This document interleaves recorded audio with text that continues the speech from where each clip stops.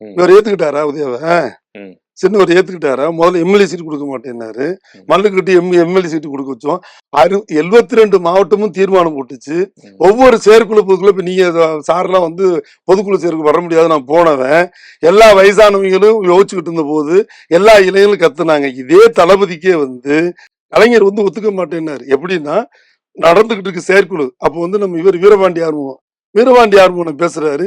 கலைஞரே உங்களுக்கு என்ன கவலை? நீங்க பேசாம அமைதியா இருங்க. உங்களுக்கு அப்புறம் உங்க பிள்ளையில ஒரு பிள்ளைய நாங்க வந்து ஏத்துக்கின்றோம்.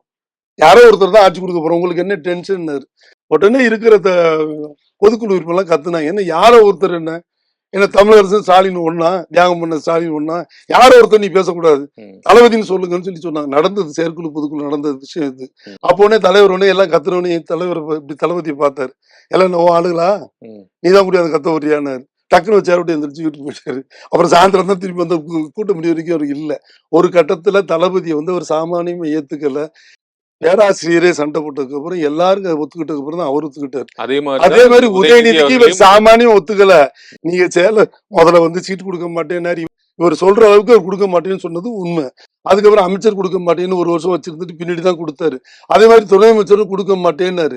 துணை அமைச்சர் கொடுக்க சொல்லி தமிழ்நாடு முழுசும் 72 மாவட்ட களத்தில் தீர்மானம் போட்டாங்க. எல்லாரும் மல்லு கட்டி வேற வழி இல்லாம தான் ஒத்துக்கிட்டாரே தவிர தளபதியா விருப்பப்பட்டு